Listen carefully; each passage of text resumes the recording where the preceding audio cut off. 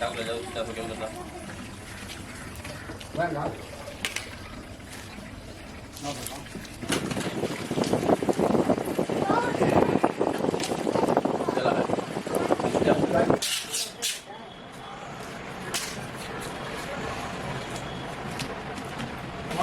வந்து இதான் நான் அப்படியே எடுக்கிறேன் வியாபாரம் கட்டேன்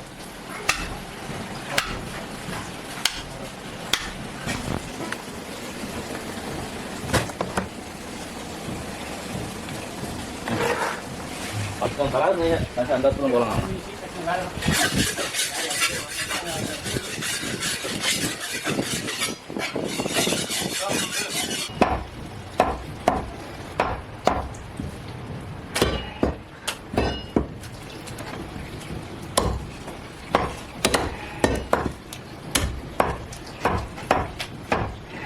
அஸ்ஸலாமு அலைக்கும் வரஹ்மத்துல்லாஹி வபரகாத்துஹு. ஹாய் ஃப்ரெண்ட்ஸ், எல்லாம் எப்படி இருக்கீங்க? அல்ஹம்துலில்லாஹ். இப்போ பார்த்தீங்கன்னா நம்ம ஈது ரெடி ஆகிட்டு இருக்கிறோம்.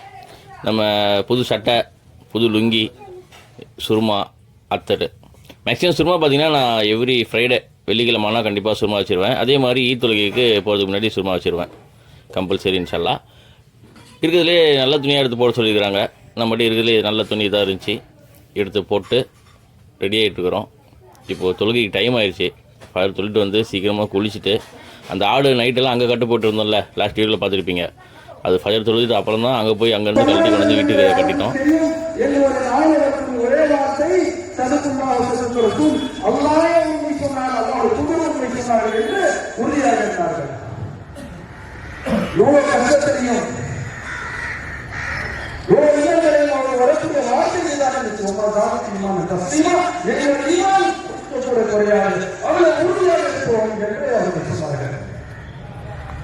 அவர்கள் சிராத்தை தன்னுடைய திருமணம் வச்சிருக்கிறான். அவர்களுக்கு ஒரு கஷ்டம், அவர்கள் பார்க்கிறார். என்னோட சேர்ந்திருக்கான், பக்கத்து வீட்டுக்காரன் என்னோட சேர்ந்து பள்ளியில படிச்சா, 2 பேர் சேர்ந்து வியாபாரம் பண்ணோம். இன்னைக்கு அவன் எங்கோ போயிட்டான், கடை வச்சு ஒரு பெரிய மால் வச்சுட்டாங்க. அதே குடிச்சு அப்படியே இருக்கிறேன். மனசுல சின்ன ஒரு கவலை வருகிறது. நான் அதே இடத்துல அதே குடிசையில இருக்கேன், அவன் எங்கேயோ போயிட்டானே. அது வலி. நீங்க ஒரு காரணம் ஆக்கி பிடிக்கிறது யோசித்து பாருங்க. நீ பெரும்பாலான மக்கள் நிறைய பார்க்கிறோம். சின்ன சின்ன ஃபங்க்ஷன் இருந்தாலும் அதை எடுத்து நாம என்ன சாப்பிடுறோம், கிரில் சிக்கன் சாப்பிடுறோம், அது சாப்பிடுறோம், ஜெனரேலாம் போட்டு போடுவாங்க. அது ஒரு ஃபேஷன் ஆகி வச்சுக்கிறது. என்ன உங்களுக்கு சந்தோஷம் இருக்கு தெரியல.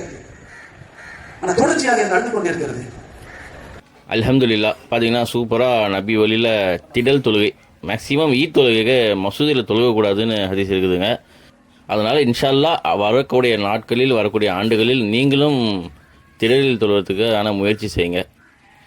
ஈத் தொழுதுட்டு வந்தோடனே 3 ஆடுமே அறுத்தாச்சு. அல்ஹம்துலில்லாஹ். இறைவனின் பெயரால் நம்ம குர்பானியை நிறைவேற்றிட்டோம். அல்ஹம்துலில்லாஹ். நம்ம கொடுத்த குர்பானி முழுமையாக ஏற்றுக்கொள்ளவே அல்லாஹ்கிட்ட துவா செய்யுங்க. நீங்களும் குர்பானி கொடுத்தீங்கன்னா உங்களுடைய குர்பானி எல்லாம் ஏற்றுக்கொள்ளாங்க இன்ஷால்லாஹ். அனைவருமே துவா செய்யணும். இப்போ பார்த்தீங்கன்னா இந்த ஆடு ஒன்று அண்ணன் உரிச்சிட்டு இருக்கிறாரு. மேக்ஸிமம் இந்த 2 ஆடு முதல்ல உரிக்க சொல்லியிருக்கிறேன். ஏன்னா அந்த கட்டுற இடத்துல 2 ஆடு தான் கட்ட முடியும். எங்கள் வீட்டில் 3 ஆடு கட்ட முடியாது. அது இல்லாமல் 2 பேர் தான் இவங்க வந்திருக்கிறாங்க. ஒரு அக்கா வந்திருக்கிறாங்க, அவங்க போட்டி காலை மட்டும் கழுவுறதுக்கு வந்துருக்கிறாங்க. இவங்க 2 பேர் ஆம்பளை ஆள் வந்துருக்கிறனால இவங்க 2 பேர் சீக்கிரமாக ஆளுக்கு ஒரு ஆடு டக்கு டக்குன்னு அறுத்துட்டு இருக்கிறாங்க, உரிச்சிட்டு இருக்கிறாங்க. ஒரு பக்கம் இது வேலை நடந்துகிட்டே, ஒரு பக்கம் இன்னொரு வேலை நடந்துகிட்டே இருக்குது. கொஞ்சம் சீக்கிரமாக ஆகணும். ஏன்னா மணி பார்த்திங்கன்னா 7 மணிக்கு தொழுக, 7:05 தான் ஸ்டார்ட் பண்ணாங்க.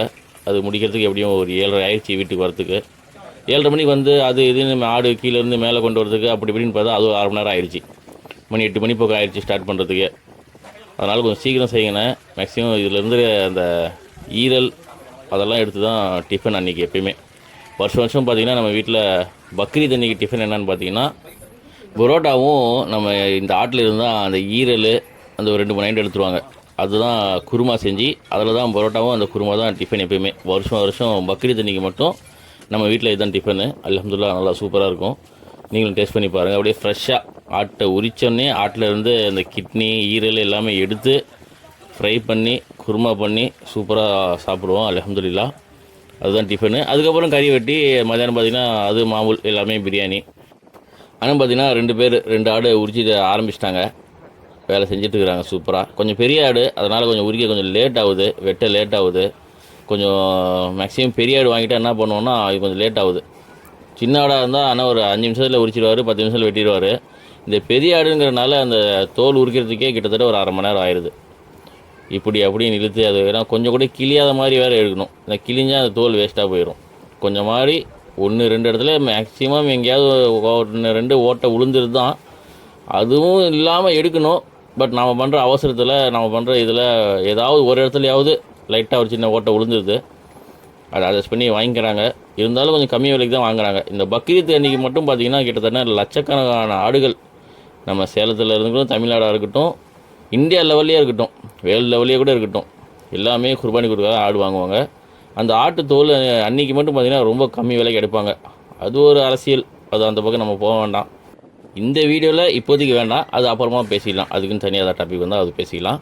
இப்போ பார்த்திங்கன்னா ஆடு உரிச்சாச்சு, 90% ஆட்டு தோல் உரிச்சாச்சு. இப்போது அண்ணன் துணிச்சுனா வெட்டி அதை எடை போட்ட கொடுப்பாரு. அதை ஒரு ஆடு என்ன எடை வந்துச்சு, நம்ம வீட்டில் 3 ஆடு வாங்கியிருந்தோம். 2 வெள்ளை 1 கருப்பு வெள்ளை சேர்ந்த மாதிரி 3 ஆடு வாங்கியிருந்தோம். அந்த 3 ஆடும் என்னென்ன இடையில இருந்துச்சுன்னு ஆடு வாங்கும் போதே நம்ம எடை போட்டிருப்போம்.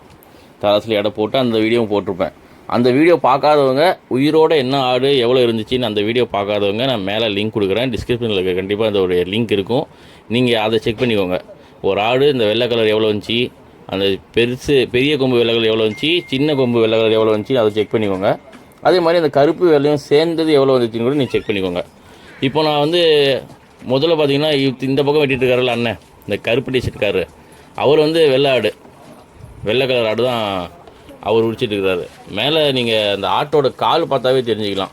அண்ணன் பார்த்தீங்கன்னா ஆரம்பத்தில் இந்த பக்கம் ஆடு உரிச்சிட்டு இருப்பார், இப்போ அந்த பக்கம் உரிச்சிட்டு இருக்கிறாரு. அதனால் நீங்கள் கன்ஃபியூஸ் ஆக வேண்டாம், ஆடு ஒன்று தான். மேலே தொங்க விடும்போது நீங்கள் பார்த்துக்கலாம். ஆடு தோல் உரிக்கிறதுக்கு முன்னாடி கொஞ்சம் தொங்க விட்டாங்கல்ல, அப்போயே பார்த்துக்கலாம். இந்த ஃபஸ்ட்டாக இந்த பக்கம் இருக்கிற இப்போ இந்த எல்லோ கலர் வேட்டி இருக்கிறாருல, அவர் உரிச்சிட்டு இருந்தது கருப்பு வெள்ளையும் சேர்ந்த அடிக்கரிஞ்சி ஆடு. இவர் வந்து பியூர் ஒயிட்டு. இது வந்து 57 கிலோ இருந்த ஆடு. இந்த வெள்ளை கலர் பியூர் வெள்ளையிலேருந்து கிலோ உயிரோடு இருந்தது 57 கிலோ இருந்த ஆடு. அந்த பக்கம் அவர் உரிக்கிற ஆடு உயிரோடு இருந்த இடம் வந்து 51 கிலோ. இந்த 2 ஆடு தான் இப்போ முதல்ல உரிச்சிட்டு இருக்கிறாங்க. 3வது ஆடு இன்னும் உரிக்க ஆரம்பிக்கலை. இது 2 வெட்டி கொடுத்துட்டு தான், அது இடமும் இல்லை ஆளும் இல்லை. அதனால் இது 2 முடிச்சுட்டு தான் அந்த பக்கம் போவார். இப்போ இதை வெட்டிகிட்டு இருக்கிறாங்க.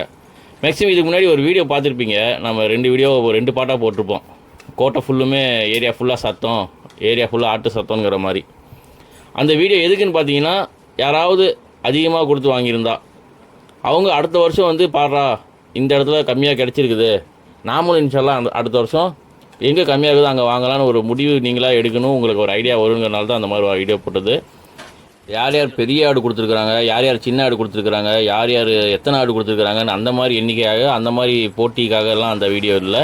அந்த வீடியோ போட்ட முழு நோக்கம், நீங்கள் இந்த வருஷம் கொஞ்சம் அதிகமாக போட்டு வாங்கியிருந்தா அடுத்த வீடியோவோ அடுத்த யார் வாங்கிறாங்க அதை பார்க்கும்போது ஓஹோ அங்கே கம்மியாக கிடச்சிருக்குது, அடுத்த வருஷம் இன்ஷால்லா நம்ம கம்மியாக அங்கே வாங்கலாம் நீங்கள் ஒரு முடிவு பண்ணணும். இப்போ பார்த்தீங்கன்னா எடை போட ஆரம்பிச்சிட்டேன். 2 ஷோல்டர் வச்சுட்டேன், ஒரு கழுத்து வச்சுட்டேன். இது வந்து முதல்ல எந்த ஆடு போட்டுக்கிறேன்னா முதல்ல அடுத்த ஆடு தான் அந்த பியூர் ஒயிட்டு.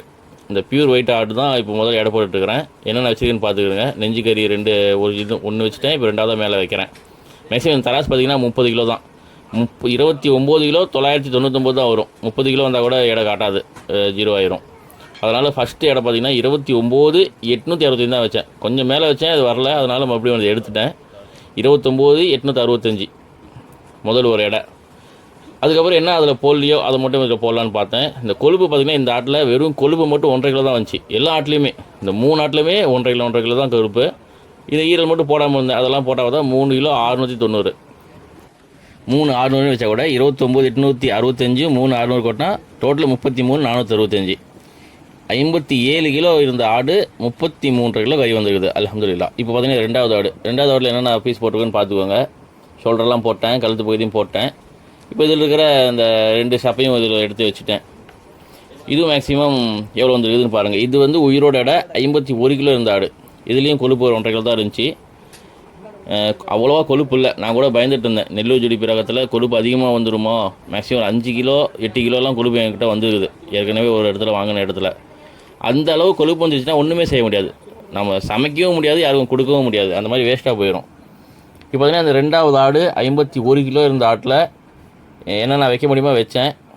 2 ஷோல்டரும் வைக்கலாம், 2 லெக்கும் வைக்கலான்னு வச்சேன். ஆனால் இடம் வரல, அதனால் ஒன்று எடுத்துட்டேன். 26,500 முதலடை பார்த்தீங்கன்னா 26,500 இருக்குது. இந்த குண்டாலாம் மைனஸ் பண்ணி தான் மேக்ஸிமம் முதலே மைனஸ் பண்ணி காட்டியிருப்பேன் உங்களுக்கு. இது வந்து 4,600 ஒரு தொடை மட்டும் அதில் வைக்காமல் இருந்தது. அந்த டோட்டலாக பார்த்தீங்கன்னா 31,100 வந்துருச்சு. 51 கிலோ இருந்துச்சு உயிரோட எடை. 31 கிலோ 100 கிராம் கறி வந்துருக்குது. அல்ஹம்துலில்லாஹ். இதுவும் பார்த்தீங்கன்னா மேக்ஸிமம் 50% தான் கறி வரும்னு சொல்லுவாங்க. இந்த 2 ஆட்லையும் பொறுத்த வரைக்கும் 55% வந்துருக்குது. அப்படியே பாதி வரும்னு சொல்லுவாங்க. ஆனால் நம்மளுக்கு பாதிக்கு மேலேயே வந்துருக்குது. பரவாயில்ல, அல்ஹம்துலில்லாஹ். கொழுப்பு ரொம்ப கம்மியாக இருந்துச்சு, அதுவும் ஒரு பக்கம் பரவாயில்ல. கறி நல்லா வெந்துருச்சு. மேக்ஸிமம் 2 ஆடும் 2 பல்லு தான் நம்மளுது. அதனால் நல்லா இருந்துச்சு. கறியும் நல்லா சாப்பிட்றதுக்கு நல்லா இருந்துச்சு. பிரியாணியும் சூப்பராக டேஸ்ட்டாக இருந்துச்சு. நிறையா பேர் இந்த பண்ணைக்கறி இது டேஸ்ட்டு கம்மியாக இருக்கும், அப்படி இருக்கும், இப்படி இருக்கும் அப்படின்னு சொல்லுவாங்க. நாம் கிட்டத்தட்ட 4-5 வருஷமாக நம்ம ஆட்டியாம்பட்டியில் தமிழ்வாணன்ட்டு தான் வாங்கிட்டு இருந்தோம். அவர்கிட்டையும் சரி, இப்போ இவர்கிட்ட வாங்கியிருக்கிறோம். இவர்கிட்டையும் சரி, பண்ணையில் வளர்க்குற ஆடு தான் நம்ம ஒரு 4 வருஷமாக 5 வருஷமாக கொடுத்துட்ருக்குறோம். அல்ஹம்துலில்லாஹ். அந்த அளவுக்கு நம்மளுக்கு எதுவும் டேஸ்ட்டு டிஃப்ரெண்ட் நம்மளுக்கு எதுவும் தெரியல. நல்லா தான் இருக்குது, சாப்பிட்றதுக்கு டேஸ்ட்டாக இருக்குது, நல்லா வெந்துருது. இந்த சந்தையில் போய் வாங்க முடியல, ரொம்ப அதிகமான விலையாக இருக்குது. பை சான்ஸ் யாராவது அவங்க அவசரத்துக்கு சீக்கிரமாக விற்றுட்டு போகிறதுக்கு கொஞ்சம் கம்மி விலை விற்றா தான், இல்லைனா இல்லை. பார்த்தீங்கன்னா குட்டா மைனஸ் பண்ணி தான் இருக்குது. இது வந்து 3வது ஆடு. இந்த ஆடு எவ்வளோ இருந்துச்சுன்னா உயிரோட ஆடு 60 கிலோ இருந்த ஆடு. இது 3ஆவதாக வெட்டின ஆடு. உயிரோட 60 கிலோ இருந்தது. 29 கிலோ 300 கிராம் வரும் முதல் எடை. பார்த்தீங்கன்னா 29 300. 2வது எடை பார்த்தீங்கன்னா இது 0 பண்ணல. இந்த குண்டா 0 பண்ணாமல் இருக்கிற 9 கிலோ இருக்குது. இந்த குண்டா ஒரு 1/2 கிலோ. அதனால் 9,5 கிலோவில் 1/2 கிலோ மைனஸ் பண்ணிங்க 8,5 கிலோ. 29 300 ப்ளஸ் 8,5 38 300 வந்துட்டு இது டோட்டல். இதில் 60 கிலோ ஆட்டில் 38 கிலோ 300 கிராம் வந்துருக்குது கறி. அல்ஹம்துலில்லாஹ். இதுவும் சூப்பர் டாப்புங்க, பரவாயில்ல. இப்போ அண்ணன் பார்த்தீங்கன்னா கறி வெட்ட ஆரம்பிச்சிட்டாரு. எல்லாத்துக்கும் கொடுத்து விடணும். உங்கள் வீட்டில் எவ்வளோ வந்துச்சின்னு சொல்லுங்கள். எத்தனை ஆடு வளர்த்தீங்க, அந்த கறி உயிரோடு எவ்வளோ இருந்துச்சு, இப்போ கறி எவ்வளோ இருந்துச்சுன்னு அதையும் சொல்லுங்கள்.